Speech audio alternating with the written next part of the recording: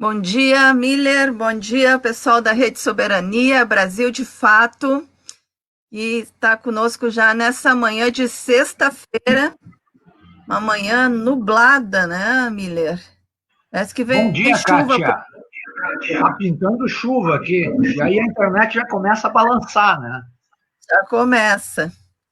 Miller, hoje nós temos uma live aqui bem especial, né? Porque ontem a Câmara de Vereadores de São Leopoldo aprovou um projeto de lei para combater as notícias falsas, né?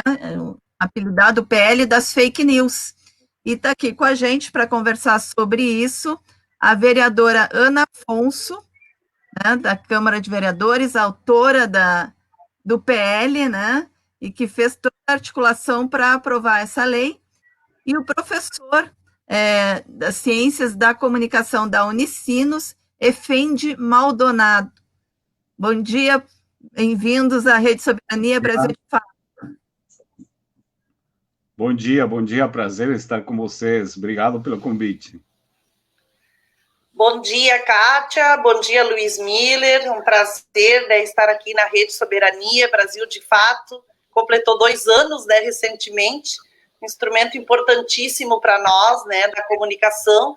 E quero também saudar o professor Efendi, né. Estamos hoje aqui muito felizes comemorando a aprovação desse projeto de lei, né, que pretende trazer o tema das informações falsas, das fake news, para um novo patamar, né, de discussão sobre o direito à comunicação aqui na cidade de São Leopoldo.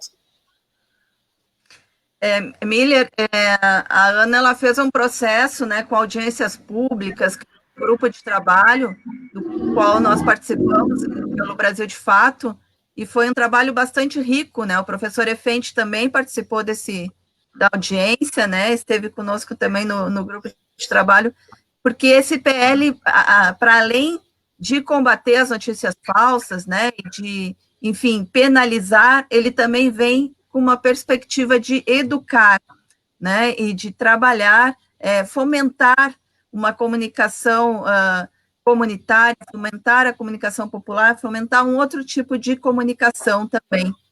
Então, eu gostaria que a Ana já começasse nos contando um pouquinho, Ana, sobre o projeto, né, e como é que foi a aprovação. Viu, Kátia? Antes da Ana falar, me parece que tem um pouco a ver o projeto, eu não conheço o conteúdo todo do projeto, mas me parece que tem um pouco a ver com aquilo que faz muito nos Estados Unidos, né, que é da alfabetização digital, porque agora é muito, sabe, nunca antes se mentiu tanto, a grande mídia mente descaradamente, produz as notícias que quer, quando quer, faz as pessoas acreditarem em coisas que não são e passam a ser, mas aí tu precisa ter, na verdade, um mínimo de consciência capaz de interpretar aquilo para ver se aquilo é verdadeiro ou não. Me parece que o projeto vai um pouco nesse sentido, não é, Ana?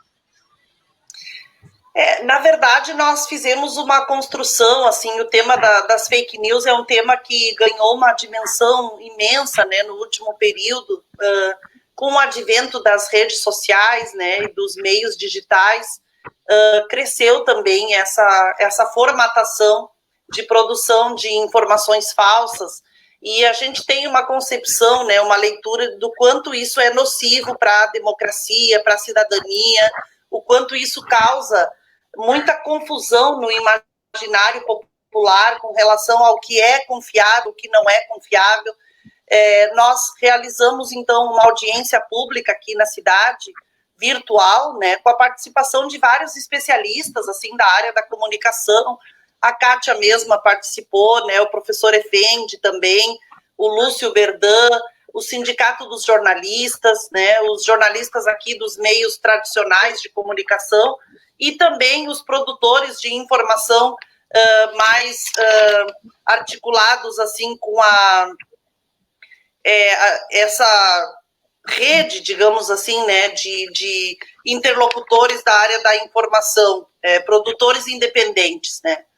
E fizemos um debate. Inicialmente, o nosso projeto de lei, ele pretendia tão somente penalizar, né, os promotores das informações falsas, criar algum nível de empecilho para que essa disseminação continue, né, tomando as proporções que tem já na sociedade, mas a gente foi aprofundando muito o debate, né? Discutimos o conceito também sobre notícias falsas, informações falsas, acabamos chegando num conceito de informações falsas, considerando de que o meio jornalístico também é um meio que enfrenta muitos desafios com relação à produção das matérias, porque hoje, com a velocidade da internet, hoje ser jornalista com toda essa velocidade, tu precisa, além de ser rápido, né, meio que quase que automático ao fato, tu também precisa ter todo um nível de checagem, né, para poder construir uma informação com clareza e com veracidade. Então, nós optamos e trabalhamos com a temática das informações falsas e resolvemos introduzir na legislação um processo de uma política pedagógica também para a população, para a sociedade, unindo o campo da educação e da comunicação, né? Nessa unidade educomunicação, a gente também pretende, né, transformar o método de acesso à informação. A informação é um direito humano, né?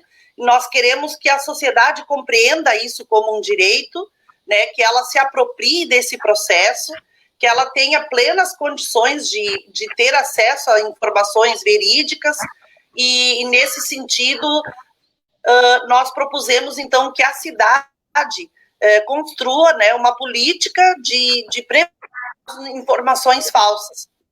Isso se dará, né, agora com a aprovação da lei, através de campanhas, né, de seminários, de debates, envolvendo vários atores, né, envolvendo os estudantes, as escolas, a sociedade como um todo, e podendo também mudar um pouco da concepção, né, relacionada ao tema das informações. Então, é um sinal, é um sinal, assim, de que nós tentamos desarticular essa rede de disseminação de notícias falsas. Nós queremos a responsabilização de quem produz essas informações falsas, porque nós acreditamos e sabemos que elas não são fruto do acaso, elas têm uma intencionalidade, né? Elas têm justamente a intenção de causar essa confusão e de causar dano e também de tirar proveito. Importante também que a gente não foca a nossa lei no sentido de proteção ao segmento político, muito embora o segmento político tenha sido muito vitimado pelas questões das fake news, mas não é disso que se trata, né? Na nossa lei, a nossa proteção se dá ao ser humano, ao indivíduo, né? À coletividade. Nós queremos proteger o cidadão e a cidadã com relação a esses danos. E a gente percebeu que também no período da pandemia, as fake news tomaram uma dimensão em nível nacional, né, vendendo cura milagrosa para a Covid-19, né, fazendo uma espetacularização em torno de enterros de caixões com tijolos dentro, fake news dizendo que os governos ganham dinheiro para cada óbito de Covid, enfim, uma série de questões se avolumaram, né? Então, a gente entende que a informação verdadeira, ela salva vidas também, ela preserva as pessoas de danos humanos, né, de danos emocionais, porque não é fácil lidar.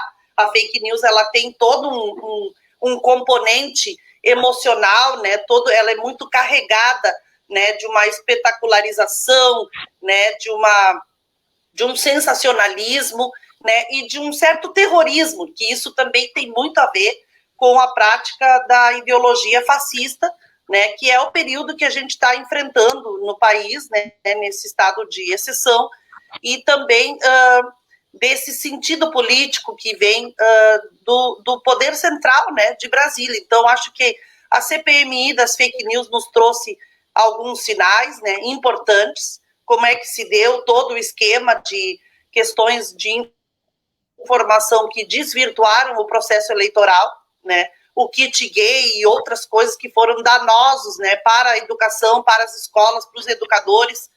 E também hoje não só a CPMI das fake news, que mostra todo o gabinete do ódio, os modus operandi, o recurso público financiando isso direto do Palácio do Planalto, nós também temos, para além das questões eleitorais, as questões de cidadania, né? E eu acho que é nesse aspecto que a gente se focou muito, e os colegas aqui da sala, né, tanto a Kátia como o Efendi, fizeram parte de um grupo de trabalho.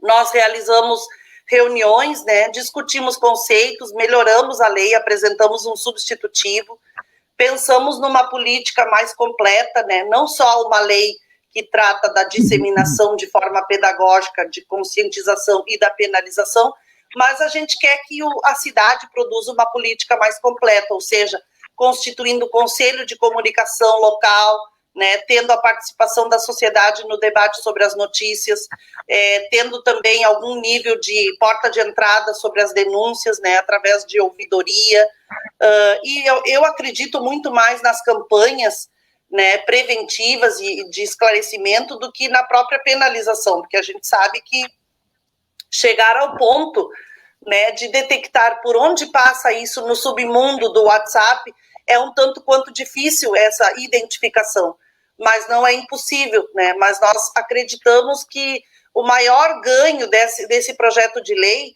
é estabelecer um outro patamar, né, com relação ao tema comunicação, e principalmente formar uma nova consciência no sentido pedagógico, né, de orientar. Existem muitas agências de checagem que cumprem um papel maravilhoso, né, no último período se acentuou muito esse trabalho. Existem formas educativas que a gente pode dialogar com a população, orientando, né, como buscar a informação, a veracidade da informação.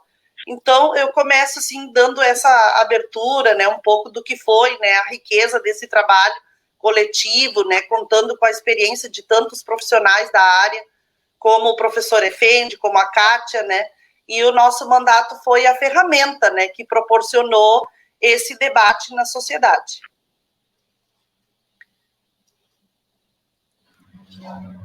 Muito bom. Temos bastante gente já nos acompanhando aqui. Ana mandando bom dia, né? Cleusa, bom dia, Ana Afonso, demais participantes. Adriano Pires, contra as informações falsas. Adriane Viganico. Governo federal. Giovanni Bortolotto, aqui também. Professor Efendi. Bom, como é que foi participar desse processo e como é que o senhor avalia a aprovação dessa lei?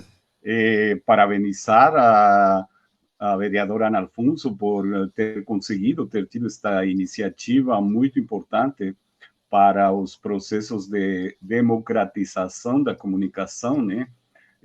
No caso do Brasil, temos um processo que tem feito vários esforços, várias tentativas, e o contexto brasileiro da comunicação é um contexto bastante marcado por uma oligarquia comunicacional, né? Então, temos um oligopólio que praticamente tudo aquilo que funciona em termos de comunicação aberta, de comunicação chamada massiva, erradamente, tudo aquilo é um poder coronelista, um poder muito forte, né, em relação com os mercados, em relação com os públicos, etc. Então, eu colocaria historicamente como um passo muito importante, um exemplo que tem que ser trabalhado em termos de governos locais, né, não deixar só para o parlamento a problemática da comunicação, e neste caso de proteger a cidadania contra tudo aquilo que é a infoxicação, né? Ou seja, temos tóxicas informações, desinformações que estão agindo cotidianamente contra a sociedade, contra os interesses da grande maioria da população. Então, é uma iniciativa excelente, eu fiquei feliz de participar. Do meu lugar de fala, do meu lugar de trabalho, que é a universidade, é a pesquisa em ciências da comunicação. Nós temos um grupo de pesquisa que, para ele, é fundamental esse trabalho, essa preocupação com cidadania comunicativa. Então, eu penso que este projeto também fortalece aquilo que nós concebemos como um exercício de cidadania que não fica restrito ao aspecto jurídico, senão uma cidadania abrangente, uma cidadania plena, que se preocupa pelas questões econômicas, sociais e principalmente comunicacionais.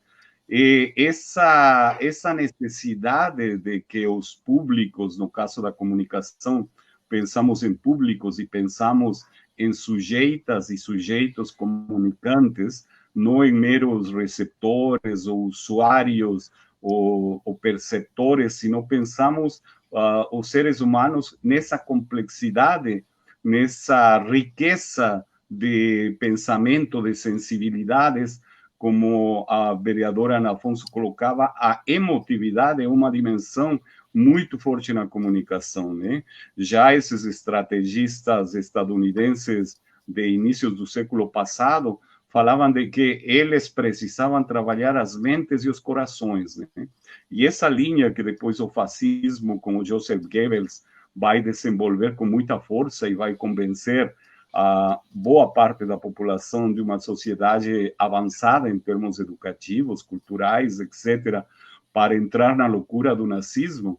Então, para nós, como cidadãs, como cidadãos, como professoras, professores, como pensadores, pensadoras, como ativistas em todos os nossos agires, como trabalhadoras intelectuais, trabalhadores braçais, etc., a comunicação é um assunto muito sério. A comunicação é algo, como alguém colocava aqui nos comentários, que mata, né?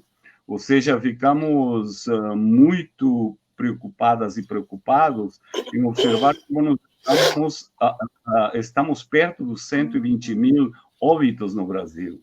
Então, como é possível que sociedades que têm 20, 30 vezes mais população que a nossa, tenham um número de óbitos muito menor? O que acontece? Essas perguntas são chaves neste campo da pandemia. Nós temos observado como se tem manipulado informações, se tem gerado campanhas, verdadeiras campanhas, né, em torno desses absurdos como o terraplanismo, a cloroquina, etc., todos esses inventos que falam deste termo, um anglicismo que se nos colocou nestes últimos anos, desde os Estados Unidos, das chamadas fake news, que não é mais que informação falsa, né? Que é informação construída de modo sistemático e perverso para afetar o comportamento, para afetar o pensamento das pessoas, para afetar a sensibilidade das pessoas. E aquilo, nesta segunda década do século XXI, foi muito eficiente. Nós observamos, não é um problema só brasileiro, né? Nós observamos como essa entrada do neofascismo e do neonazismo, com toda a carga de ódio, com toda a carga destrutiva, com toda a carga de defender privilégios, de defender concentração de riqueza, de aumentar a desigualdade, porque nem sequer é deixar a desigualdade já o ruim que estava antes. O dado de ontem de que tivemos quase 76% de mortos afro-brasileiros, negras e negros durante estes últimos anos é terrível, né? Ou seja, vemos um aumento do racismo, vemos estratégias políticas, vemos articulações políticas, vemos um agir político que significou uma involução. Se nós pensamos de 2014 para cá, temos um processo involutivo, temos processos de regressão, principalmente em termos do contexto brasileiro, mas também do contexto latino-americano, os famosos golpes de Estado, que já não são com tanques, canhões, etc., sino que são golpes de Estado nos quais a comunicação atua, porque ela vai criando o ambiente, ela vai criando as condições para que não exista uma resposta da cidadania ao fato de que eles, como este Elton Musk, nas últimas semanas, declara abertamente: eu financiei, eu apoiei, eu fiz de tudo para o golpe na Bolívia porque estou interessado no lítio. Para mim, o lítio que está nas baterias de celulares, nas baterias de computadores, etc., e eu controlo o mercado mundial do lítio. Então, essas interrelações entre poderes hegemônicos, entre complexos militares, industriais, informacionais, porque hoje o capital, como muito bem o Ladislau Lobor tem tratado nestes últimos tempos, esse deslocamento do capital, esse capital que articula o poder a partir da informação.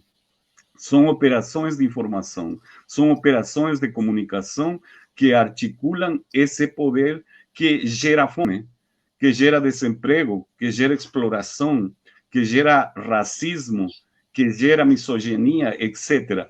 Então, a iniciativa da Ana Alfonso é uma iniciativa importantíssima, que não tem uma importância só local, ela se inicia no local, e aí temos que pensar como esse local tem que se fortalecer, né, com a educomunicação, porque é um aspecto que não podemos deixar de lado.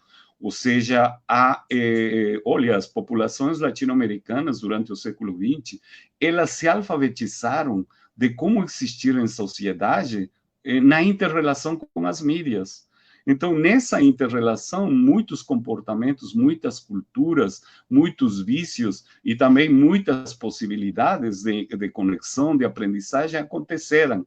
Então, nós temos que trabalhar, eu penso, com tudo aquilo que está proposto na lei, e além da lei, como ela já inspira, né, quando pensamos em conselho de comunicação, em assembleias, num agir, e para isso estamos à disposição a partir da universidade, a partir de nossos grupos de pesquisa, a partir de nossas redes, para apoiar esse processo educomunicativo, esse processo homeopático, né, que vai atuando, sabe, que não fica só numa ação, para que esse letreamento, se querem chamar desse jeito, mas é educar comunicativamente. E esse educar comunicativamente é tanto nas capacidades e nas potencialidades que as crianças e os adolescentes têm para produzir comunicação, mas para pensar comunicação, para estabelecer agires comunicacionais que questionem o status quo, que questionem o estado no qual estamos. Então, parabéns pela iniciativa, parabéns pela aprovação, parabéns por tudo aquilo que está sendo feito e estamos à disposição. Professor, eu vou aproveitar aqui, gostei muito da sua fala e dizer o seguinte, a Rede Soberania ela tem muito claro, o Brasil de fato tem muito claro que nós continuamos vivendo a luta de classes. Tem muita gente que acha que a luta de classes acabou. A gente não, a gente tem certeza e convicção de que ela continua. E os explorados estão mais explorados do que nunca por conta das tecnologias, da revolução tecnológica, que possibilitou, inclusive, a mudança nas formas de comunicação. Se antes entravam em massa, através dos grandes meios de comunicação, e o convencimento era feito em grandes grupos, agora é o inverso. Eles vão ao indivíduo, e a partir do indivíduo vão convencer o grande grupo. Tu falaste, professor, do tema do dono da Tesla, que disse lá sobre a Bolívia, nós damos golpe onde nós quisermos e quando nós quisermos. Nós estamos falando de de uma nova classe burguesa, muito menos gente, os caras acumularam a grana e acumularam o conhecimento. Nós estamos falando do Vale do Silício associado à turma do dinheiro. E isso impactou na comunicação violentamente. Tu estás nos dizendo que vai ser um processo lento de nós fazermos o processo de transformação? Nós estamos falando em algo parecido com o que foi a Revolução Industrial, até que as pessoas compreenderam o que estava se passando? Não, eu não falo de um processo lento, eu falo de um processo sistemático, de um fluxo. Não falo de campanhas pontuais, vamos fazer uma campanha e durante uma semana, etc.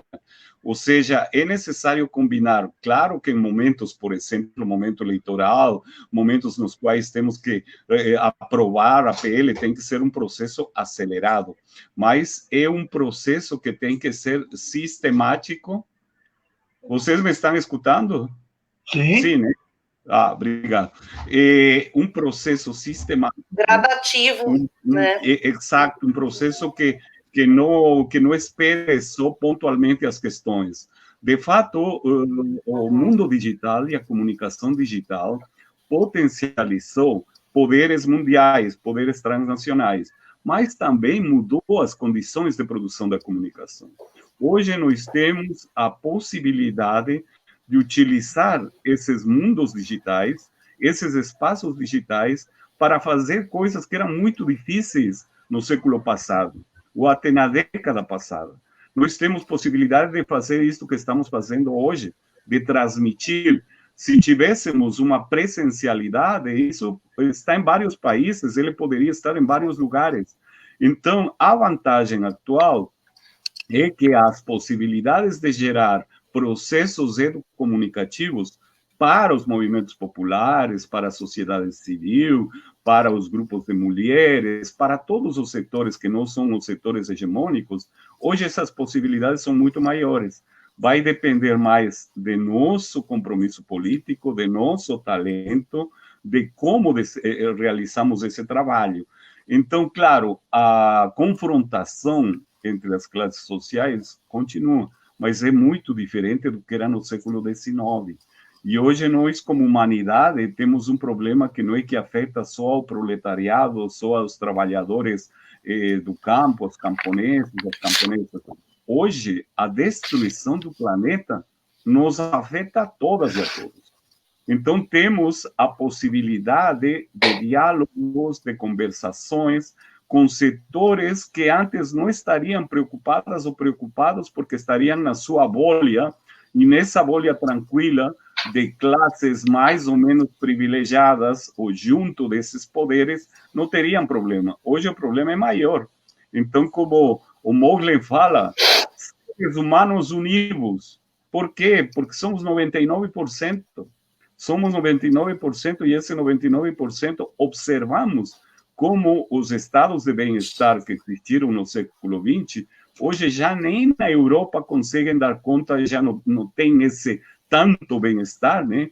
Então, as pessoas são afetadas pelo meio ambiente, são afetadas pela loucura, por toda essa cultura de violência que é promovida cotidianamente de distintos modos, e nesse sentido, os setores democráticos, as classes sociais subalternas exploradas têm muito melhor possibilidade de que seus interesses sejam sentidos, não só pensados, primeiro sentidos e pensados, como nós falamos, sente-pensamento. É importante construir um sente-pensamento, porque esse sente-pensamento será capaz de produzir explosões culturais, transformações culturais, explosões semióticas, de gerar solidariedades.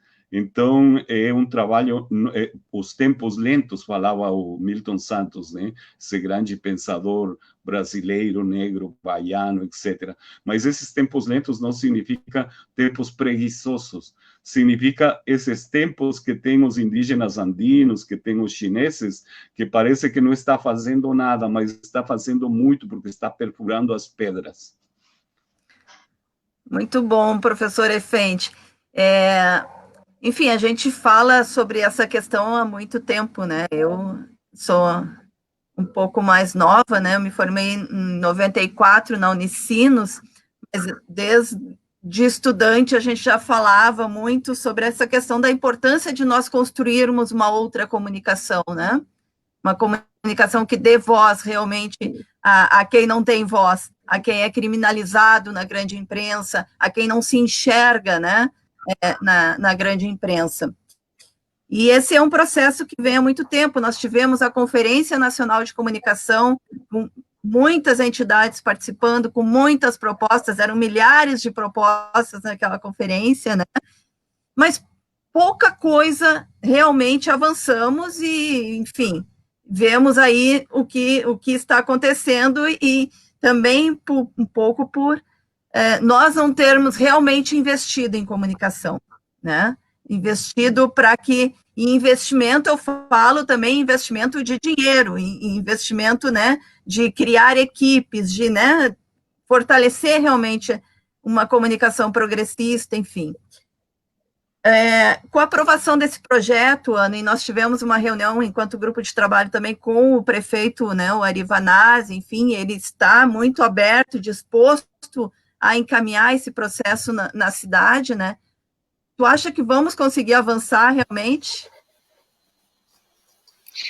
Vamos sim, Kátia. Eu acho que é um início, né, de uma construção, como o professor Effendi falou, né, a gente está movimentando estruturas que são muito bem alicerçadas, né, professor? É um processo que vai exigir um caminhar permanente, né?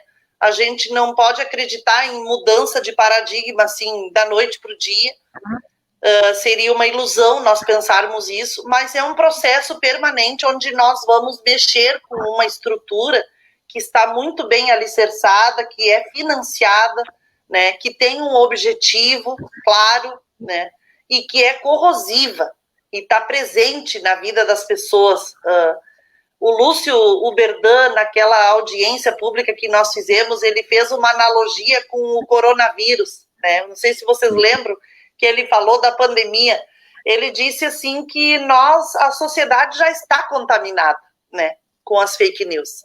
Infelizmente, a gente está agindo atrasadamente com relação ao nível de contágio, né? Não existe uma vacina, não existe cura, mas digamos assim que um remédio importante seria a educomunicação, ou um processo de educação da população. É mais ou menos assim que eu gostei muito dessa analogia que ele fez, porque mostra o tamanho, né, desse vírus, né, dessa praga, mostra também o quanto nós estamos submersos nessa lógica, né, e também fazendo relação com o oligopólio da mídia. A gente também compreende o quanto é difícil mesmo para as mídias alternativas conseguirem, com o seu trabalho dioturno, ir batendo essa água naquela pedra, né, movendo essa água para fazer com que as pedras vão se abrindo, né. Então, eu acho que, Kátia, a gente agora começa a iniciar um processo de mover mais essas pedras, né?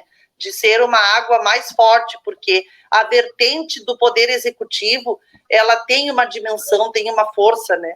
No momento em que a gente aqui tem a possibilidade de construir uma política de comunicação do município, né?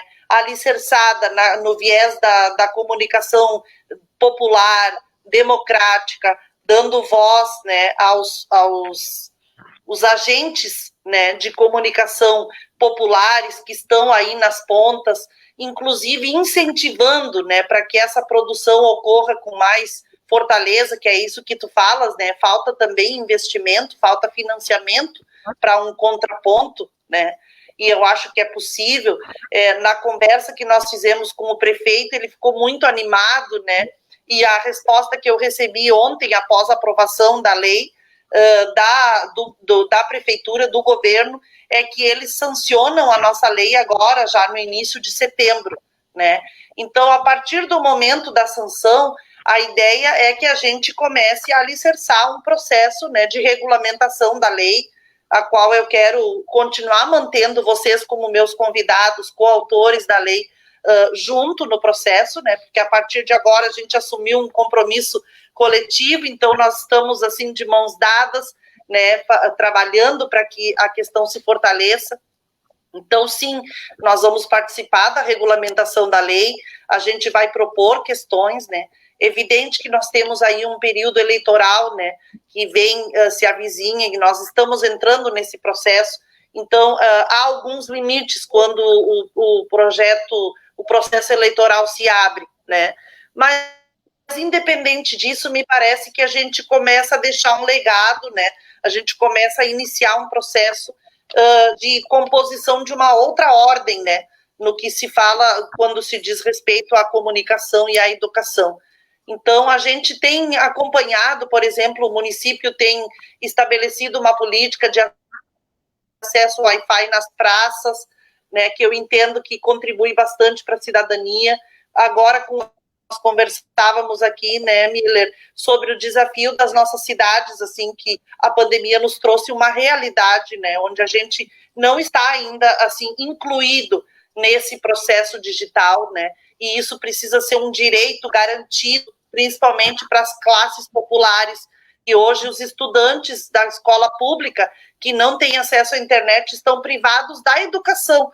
Imagina privados da comunicação, quanto de nós estamos, né, a classe trabalhadora. Então, a gente precisa já pensar na nossa plataforma, né, de que cidade nós queremos para os próximos 4 anos, que isso seja central, né? E além das praças, desse convívio, eu acho que nas escolas nós temos grêmios estudantis, que foi uma experiência radical, assim, da democracia aqui na nossa rede de ensino, a instituição de grêmios estudantis desde a etapa da educação infantil. As crianças da educação infantil, os estudantes do ensino fundamental constituíram grêmios estudantis, estavam começando essa vivência, né, de participação nas escolas, de liderança estudantil, e aí veio a pandemia. Mas eu entendo que é muito importante, nós temos escolas que têm uma rádio poste, né, que tem um jornal impresso, né, isso extrapola a sala de aula, a escola vai para a comunidade. Hoje as comunidades têm se organizado em torno da escola, mesmo que ela esteja fechada, no tema da solidariedade, né, do acesso ao alimento, que é um drama, né, da pandemia. Então, por que não, né, a gente também pensar a comunicação como um eixo importante de relação, né, com a população. Eu mesma faço um boletim de áudio todas as noites sobre a pandemia, né, e o instrumento que a gente utiliza para dialogar com a população é o WhatsApp, né, porque as pessoas não têm pacote de dados para uma live, para uma imagem, para um vídeo, mas o WhatsApp ainda é o mais popular, onde chega um recado, uma informação, uma mensagem, aonde tu procura, onde é que tu vai quando tu tem sintoma do coronavírus, né, o que está sendo feito lá no Hospital Centenário, qual o número de respiradores que a gente recebeu, como é que está o número crescente dos contaminados, quantos óbitos a gente tem. Isso é fundamental, né? Nós precisamos ser porta-voz de uma comunicação popular, né? Construtores dessa ideia de comunicação, porque ela é cidadania, né? E ela representa muito, assim. Então, eu estou muito contente, assim, mesmo com os limites da eleição, né? Como eu falei, que a gente talvez não consiga fazer, se fosse num período não eleitoral, muitas outras coisas. Mas ali na frente, né, daqui a alguns meses, a gente estará já com as decisões tomadas com relação à cidade e a gente vai poder radicalizar mais, né, aprofundar, talvez assim em conferências assim nas regiões, né, fazendo essa discussão, trazendo essa participação.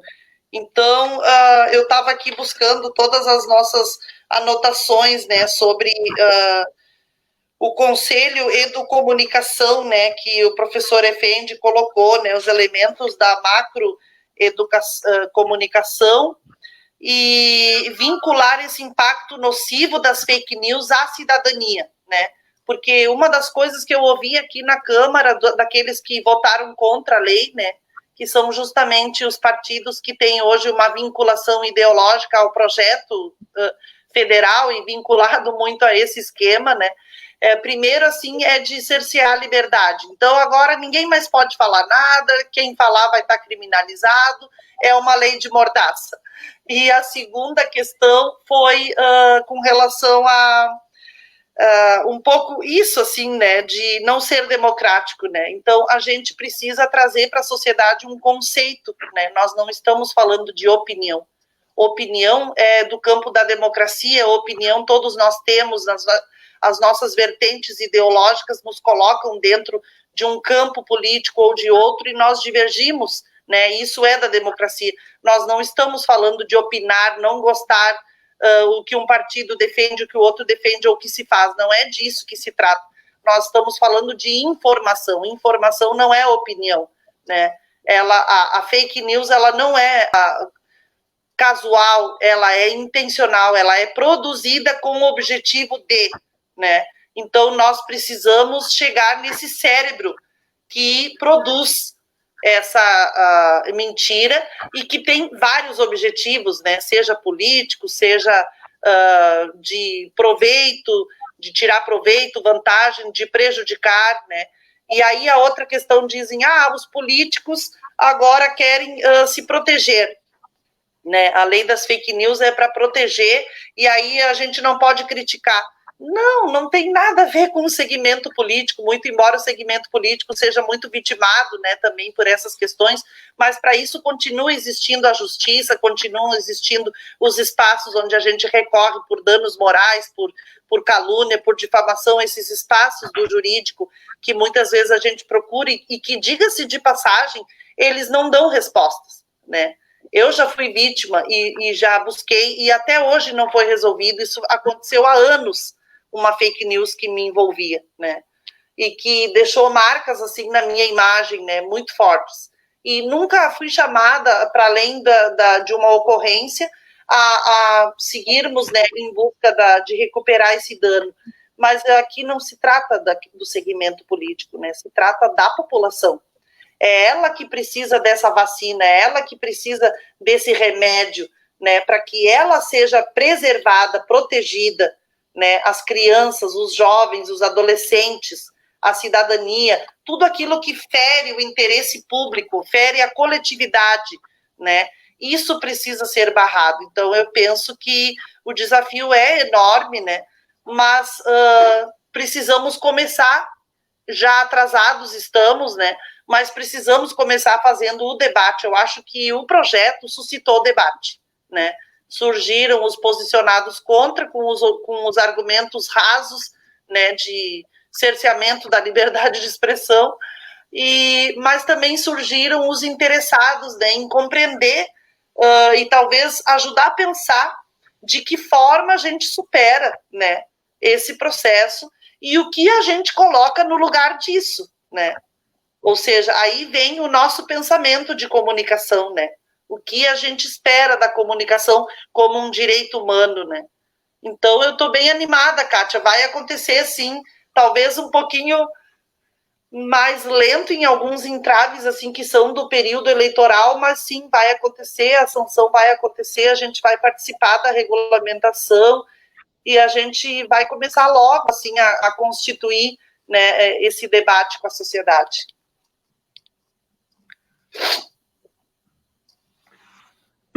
Eu queria aproveitar, primeiro, a questão da política, né? Ou seja, o fato de que esses sistemas midiáticos hegemônicos, eles têm degradado a política. A palavra política se tornou um palavrão. Então, eles colocam, é que o problema foi que politizaram o Covid-19. O Covid-19 é um problema político. O problema é que eles misturam expressões, valores, palavras, como liberdade de imprensa, liberdade de opinião, e querem se apropriar, e muitas vezes conseguem sequestrar essas significações. Então, o trabalho educomunicativo tem que ser um trabalho que, nesses aspectos que são distorcidos, que são manipulados todos os dias em programas de auditório, em telejornais, em telenovelas, em todos os âmbitos e gêneros, estar constantemente mostrando como aquilo não corresponde. Ou seja, porque é muito interessante, né? Com a palavra corrupção, fizeram um jogo no qual apagaram 500 anos de corrupção. Criaram um outro mundo e eles têm uma capacidade, e olha como não é local. Esse jogo da corrupção apareceu lá, internacionalmente, assim como era o slogan dos direitos humanos. Então, quem mais gera morte, gera guerras, aparece como grande defensor dos direitos humanos. Aqui vocês veem, hoje, o governador do Rio, né? Eram os grandes lutadores contra a corrupção. Então, é muito importante na comunicação estar confrontando essa luta pelas significações, essa luta pelas ideias, mas não é uma luta que fica restrita a determinada dimensão, a determinado contexto. Eu acho que o mais importante é essa temporalidade cotidiana. Como nesse cotidiano, no café, na praça, na escola, no trabalho, no estudo, etc., nesse cotidiano é que se dá esse debate que eu mencionava, essa reflexão que eu mencionava. E eu penso que, Kátia, eu não coincido contigo de que muito pouco tem sido feito. É muito interessante quando pensamos como foi o século XX. sim, e o que se conseguiu neste século XXI. Muito pouco quando nós pensamos nos grandes objetivos históricos, mas são questões, a própria existência do Brasil, de fato, é algo que no século XX não teríamos. Ou seja, gerar comunicação, e quando eu sou um leitor do Brasil de Fato, né? Muito obrigado, colegas, por todo o vosso trabalho, e eu vou aí, eu tenho os parceiros, e nos parceiros eu tenho então é uma rede que tu tem de comunicação, que é uma outra comunicação, e que hoje entra em dezenas de milhares de pessoas, então é um trabalho importantíssimo. E esse trabalho, então, essa combinação, essa necessidade, que não podemos, como professoras, como dirigentes políticos, como governadores, no trabalho que estivermos, não podemos nos distanciar, nos separar das pessoas comuns, dos seres humanos, dos cidadãos, das trabalhadoras. Aí sim, aí se cometeram erros muito graves nesse distanciamento do povo, né? Esse distanciamento em relação com as pessoas comuns. Então, não, eu vou fazer política quando sair da sala de aula. Não é a política partidária, mas é a política que fala, é necessário ter uma cidadania educativa, ter uma cidadania científica. A cidadania não fica só para os especialistas em cidadania, assim como é necessário ter uma cidadania comunicativa. Então, penso que se juntamos e vamos explicando, assim temos que realizar, as comunicadoras e os comunicadores, traduções, não de uma língua para outra, sino essa tradução de, por exemplo, falar por que o Rio Grande do Sul falam de crise, ajuste fiscal, etc. Ficam com esse papo furado. Bom, se eu estou dando isenções fiscais de 7 bilhões e mais, e meu déficit é de 2 bilhões, para mim, o cálculo, a tradução é que quem gera emprego, quem está contribuindo com a sociedade? Bom, eles têm isenção e só estão especulando na bolsa. Acabou a isenção. Precisamos ter esses recursos que são de todas e de todos. Então, essas traduções são importantíssimas. Aonde que está a responsabilidade? Por que tal assunto, por que outro assunto? Então, nesse concreto, que como muito bem nos ensinou Karl Marx, esse concreto que é o lugar que nós temos que ascender, porque o concreto é o complexo. Não é essa postura aristocrata de descer para o campo, de entrar na lama como eles pensam. Não, é nesse concreto nosso desafio. E nesse concreto a educomunicação e o trabalho comunicativo vinculado a vários tipos de trabalhos, combinados com esses trabalhos importantíssimos, como o trabalho da vereadora, o trabalho do médico, o trabalho do camponês, da camponesa, o produtor rural. Então, essas conversações, esses diálogos, essas traduções vão permitir um fortalecimento que eu acho, olha, com toda a campanha fascistoide de 2018, não é que ficamos com um 15%, um 10%, etc.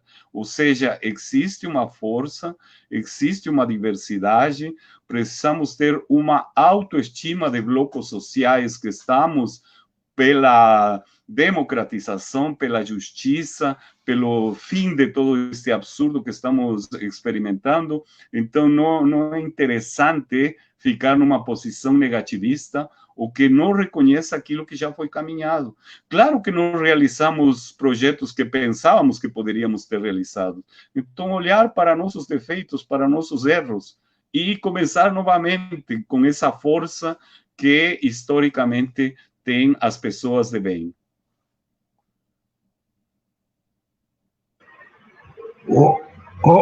Kátia, como é, os fãs e as fãs da Ana estão aqui, ó.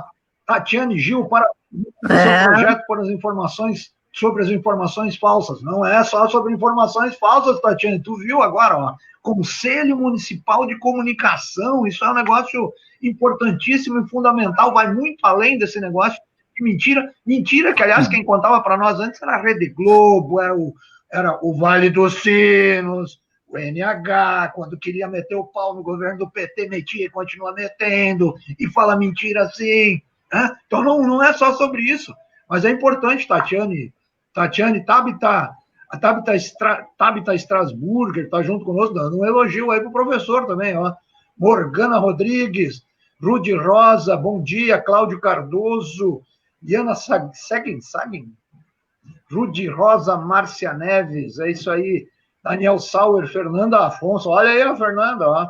Fernanda Afonso, Ana Paula Scherer, Adriane Viganino Centenário, olha o Centenário, Adriane é parente do Ari Centenário, conheço bem o Ari Centenário aí de São Leopoldo, Giovana Blanco, Morgana Rodrigues. É a esposa dele. Olha aí, ó. Francisco Dutra, é isso aí, muita gente, Adriane, ó, tá aplaudindo aqui a Adriane. Professor, a gente aqui faz questão de, às vezes a gente não consegue reproduzir os comentários de todo mundo, mas aqui a ideia é exatamente essa, as pessoas participando, tem gente aqui elogiando, aplaudindo, mas tem também gente colocando temas importantes que vocês foram colocando já no decorrer das falas de vocês, então a gente não entrou exatamente com as falas das pessoas, mas a gente tem por praxe aqui na Rede Soberania ouvir exatamente estas pessoas que participam ali, falando muito aqui nos comentários da gente, tanto aqui na Rede Soberania, no Brasil de Fato, como ali no YouTube da Rede Soberania, no Twitter do Luiz Miller Blog, assim por diante, né? O pessoal vai comentando e a gente vai respondendo aqui, ou transmitindo essas perguntas a quem conversa conosco, né, Kátia? E a Ana está de parabéns por ter... Olhou para fake news, olha, tem uma possibilidade aqui de nós fazer um negócio mais amplo, hein, Ana? Porque combater fake news por combater fake news é como falou o professor Effendi, fake news sempre existiu, e elas serviram, inclusive, para, como ele falou, nascer o nazismo, né? Não vamos nunca nos esquecer da frase do Goebbels, né? Repetir uma mentira 1000 vezes vira verdade no senso comum, mas não é só disso que nós estamos falando, né, Ana? Tu tá com um projeto aí, que agora já aprovado, só falta ser posto em prática, que vai ajudar a cidade a compreender melhor esse tema, né? Nós estamos falando eu falei de alfabetização, né, da alfabetização digital, então eu acho que é um pouco isso que vocês estão fazendo aí, é importantíssimo. A Lívia traz aqui, né, esse é um desafio imenso, é urgente projetos que pensem em intersecção, comunicação e educação para fortalecer o exercício da cidadania, principalmente das classes populares. Isso que a gente falou, né, nessa live, e o professor Effendi trouxe tão bem, e a importância do processo da comunicação, né, para além do que se comunica, mas aquilo que se aprende fazendo a comunicação, e de como a comunicação é importante para a organização das comunidades. Né? É só ver, por exemplo, quando tem uma rádio comunitária, que realmente é uma rádio comunitária, o quanto ela é importante para esse processo de organização e de cidadania, né? A Lisa Rodrigues está falando lá do Mato Grosso do Sul, ó, Mato Grosso do Sul na área, sou da Educomunicação, olha só. Que legal, que legal. Que amor. Colegas, penso que é importante nesta fase, né? Claro, vamos caminhar de diferentes modos, mas, por exemplo, em termos de esta equipe e este conjunto que está trabalhando a partir da prefeitura, já ir registrando os contatos estratégicos, por exemplo, os observatórios de comunicação pública, né? Vocês observam que já tem coletivos que estão atuando contra os gabinetes esses de ódio, quais são as suas pontes de financiamento, etc. Então, essa informação estrategicamente ter como apoio para focar também, no caso, o que está acontecendo aqui no local, né? De que modo reagimos a essa, porque eu imagino que eles vão começar a atuar assim sistematicamente, diariamente, neste próximo período. Então, nesse próximo período já vai ser muito interessante fazer um trabalho de comunicação e vai ser um trabalho constante, né, de interrelação com os diferentes sectores para barrar esse exercício. É muito bacana quando o prefeito, quando a vereadora, tu recebe, seja pelo WhatsApp, seja pelo Facebook, seja por vários ambientes, tu está recebendo notícias diretas, estou caminhando no bairro tal, estou preocupado com isso que acontece aqui. Essa comunicação direta é importantíssima, né? Essa comunicação cotidiana, às vezes não são comunicações muito sofisticadas, mas são comunicações muito sentidas, muito reconhecidas. Então, eu acho que nesse sentido, combinar tanto aquilo que é mais estrutural e mais sistemático, como ter observatórios coletivos, pessoas dedicadas a essa luta estratégica contra os sistemas de desinformação, quanto dar continuidade, e nisso um parabéns, né?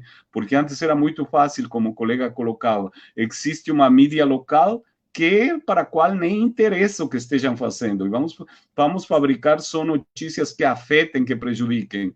Hoje, tu tem a contraparte, não? Tu tem a produção, essa produção digital, de comunicação digital. Então, cada vez mais valorizar essa comunicação digital em termos dessa comunicação direta do governo local com os diferentes setores, com os diferentes bairros, e os diferentes setores sociais também, né? Principalmente, claro, os trabalhadores, as trabalhadoras, os indígenas, mas é importante dar uma continuidade e um fortalecimento com aquilo que colocava a Kátia, ou seja, o conhecimento da própria comunicação. Como eu posso me comunicar, como eu posso interagir com a vereadora, com o prefeito, como eu, que sou da base social, que eu não tenho tempo para sair porque eu tenho que tomar conta das minhas crianças, etc. Como que eu sou escutada por ela. Então, essa educação das minhas possibilidades de comunicação é importantíssima. E aquilo de que não podemos deixar só para as empresas comerciais os serviços de comunicação digital é algo que tem que estar na pauta. Não é mercado, é um direito básico de comunicação. Olha o problema nas escolas, no ensino básico, no ensino médio. Na universidade conseguimos resolver melhor. Mas problema de não acesso, problema de não ter infraestrutura. Então, é uma responsabilidade social. Temos países nos quais se entregaram tablets, se entregaram chips, etc. Formas de comunicação que são econômicas, essa cobertura das praças. Então, vamos pensar, determinado bairro não tem chance de entrar no joguinho esse de pagar caro por um serviço de internet. Este bairro tem antenas e tem cobertura de internet para o bairro, e as pessoas têm acesso, e vamos dar uma infraestrutura que é suficiente para eu assistir às aulas, e uma infraestrutura que me permite conversar com a vereadora, e que ela saiba e que seja registrado. Hoje existem softwares que aquilo que seriam as cartinhas, né? Vocês lembram, então, a pessoa escrevia as cartas e eram centenas de milhares de cartas para um presidente da República, e pessoas, hoje temos processadores para isso, que são bem interessantes, que nos permitem organizar melhor o trabalho. Então, isso é importantíssimo. E, bom, parabéns e obrigado a todas que comentaram e escutaram e assistiram a nosso encontro de hoje. Muito obrigado e estou à disposição. Obrigada, professor Effendi, muito boa a sua participação. Bom, já estamos indo para o final do nosso encontro, né? Então passo para a Ana também, para se despedir, e vamos conversar mais sobre esse assunto, né? Com certeza, eu quero, nesse fechamento, assim, dessa live, agradecer muito, né, a essa construção coletiva, né? O meu lugar de fala é a educação, né? Sou professora da rede municipal há 28 anos e entendo o nosso mandato como uma ferramenta, né? Um instrumento de luta potente, né? Permanente, assim, durante o processo em que a gente se encontra, né? Já no terceiro mandato, e nesse meio tempo fui deputada estadual e fui também candidata a vice-governadora junto com o Miguel Rosseto em 2018. Então, nessa caminhada da escola, do sindicato, da vereança, do mandato estadual, a gente acumulou uma concepção assim sobre a política, né, de que essas ferramentas que a gente conquistou através do voto, que são ferramentas de disputa, né, de fortalecimento da disputa de classe e de estar ao lado da classe trabalhadora e das camadas mais populares da sociedade, que movem assim muito da minha atuação política, né, movem muito a minha esperança, assim. E nesse momento em que a democracia aqui no nosso país, né, sofreu um golpe tão brutal, né, em 2016, que foi justamente o ano em que eu retornei ao mandato local aqui na cidade. Eu estava na escola lecionando já há 2 anos, depois de ter saído da Assembleia. Me motivou muito esse debate, né, foi muito forte, assim, para nós mulheres, né, enquanto mulheres que estamos na política, na linha de frente da disputa política, o golpe que a nossa presidenta sofreu, né? Não foi só ela, foi a democracia como um todo, e de lá para cá a gente vem experimentando, né, uma agenda neofascista, né? A gente está vivendo um período onde a democracia ela vai sendo destruída diariamente, né, através dos comandos do governo federal, né, de tentativa de destituição de todos os conselhos de direito, né, as medidas que foram tomadas, assim, tirando o controle social da população, e também o congelamento dos investimentos nas áreas sociais, né. Então a gente está num período político onde essa agenda neoliberal ela impacta a vida da classe trabalhadora, impacta a nossa realidade local, né, que é o lugar de fala nosso é São Leopoldo, e que também, para além da questão dos investimentos, né, para além da questão da recuperação e a luta por direitos que a gente faz permanente, às vezes a ser de forma solitária, né, sendo um projeto popular numa cidade onde a gente, em nível federal e em nível estadual, não acha retaguarda, né, é uma luta solitária, mas ao mesmo tempo ela também representa, assim, para mim, um momento de resistência, né? É assim que eu enxergo o nosso poder aqui, popular local, né? É assim que eu caracterizo o nosso 3º mandato, né? Um mandato de resistência e um mandato de construção, né? Políticas pais, né? Então, o tema das fake news, o tema das informações falsas, esse tema que hoje a gente trouxe aqui à baila, dialogando com a sociedade, a importância disso, né? Ele revela de que nós continuamos sendo, né, essa água que bate nas pedras e que tenta mudar, né, essas estruturas. Então, eu estou muito contente pela aprovação da lei. Eu quero agradecer ao professor Efendi, que é uma pessoa que eu passei a admirar muito, assim, os poucos encontros que eu tive com ele, cada vez admiro mais a sua capacidade, a sua inteligência, a sua sabedoria, né? E a Kátia também, que é uma uma mulher, assim, da linha de frente, né, que está à frente de um trabalho de comunicação, né, que é posicionada, né, acompanho vocês, Kátia, tu e o Luiz, nas lives da Brasil de Fato, né, e eu lembro exatamente o momento em que o jornal foi criado. Acho que a gente estava num evento em Porto Alegre, um evento, era cultural ali, não me lembro que local era aquele, à noite, assim, quando foi o lançamento, né, do jornal Brasil de Fato, assim, tinha uns telões, eu não lembro que lugar era aquele, Luiz Miller, se tu lembrar agora.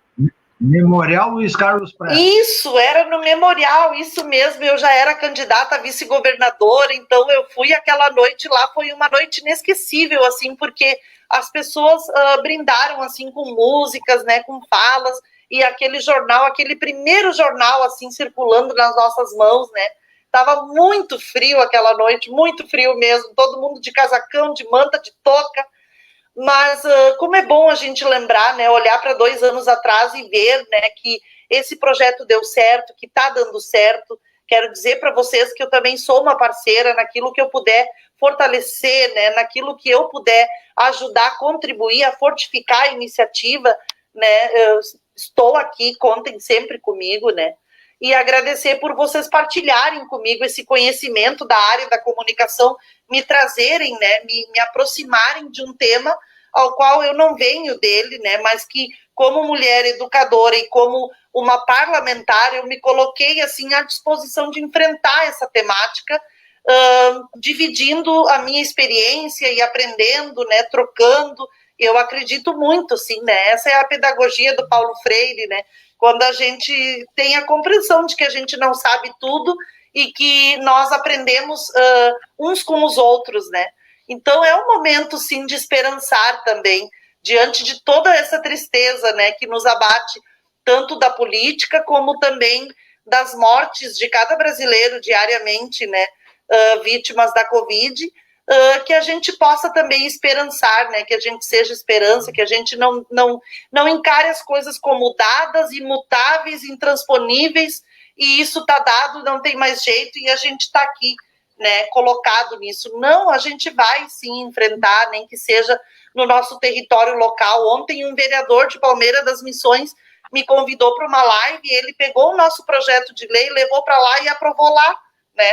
Então a gente vai vendo assim que isso vai nas câmaras de vereadores, isso vai se produzir, né? A Assembleia Legislativa aprovou também, acho que a autora foi a Juliana Brizola na semana passada. Então a gente começa a ver assim que o espaço da Câmara, mesmo que seja um território que a gente está falando do nosso território, ele também é um espaço de produzir, né, um pensamento de mudança, né? E eu acho que esse é o papel histórico que a gente tem para cumprir agora, né? Não estarmos conformados com essa onda. A gente é a contra-ordem, né? A gente é justamente aquilo que questiona, né? Que vai contra e se rebela, né? Então, estou muito feliz, muito grata a vocês por essa manhã. E a gente vai continuar, né? Aprendendo cada vez mais sobre o tema, nos dando as mãos, né? Trazendo as universidades para dentro. Gostei muito quando o professor Effendi fala dos laboratórios, né, dos grupos, dos coletivos que existem nas universidades que já pesquisam, né. Eu sempre defendo isso, muito isso, assim, que esse conhecimento que está colocado lá na academia, que ele não fique fechado ali, né, que ele possa extrapolar o campo da academia e que ele venha, assim, para o meio popular, para que as pessoas possam beber dessa fonte também, né. Eu acredito muito nisso, então, quem sabe, vamos mover, né, essa força intelectual, esse conteúdo que sai da academia, e vamos trazer isso para dentro da população, né? Porque está faltando muito também para as pessoas é o conhecimento, né? E o empoderamento ele se dá através disso, na minha opinião, né?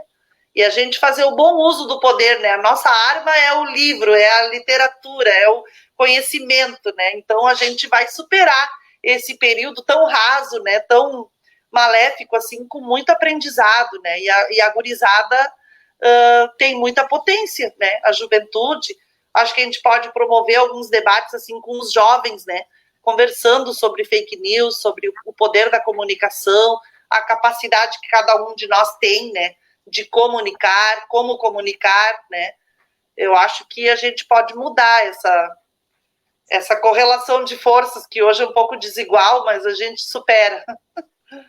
Muito obrigada, então, pelo momento, e também agradeço aos amigos e amigas que acompanharam, né, esse debate tão rico. Obrigada, Ana. Mais uma vez, parabéns, né, e seguimos. Obrigada, professor Effendi. Marcelo Ferreira, meu colega aqui no Brasil de Fato, também está te mandando um abraço, Effendi, foi teu aluno, né? Amigo. E eu acho que é isso, né? Vamos seguir, continuar construindo, né, e conquistando corações e mentes, né? Conhecimento, amor, sentindo e pensando e seguindo. Obrigada. É isso, Miller.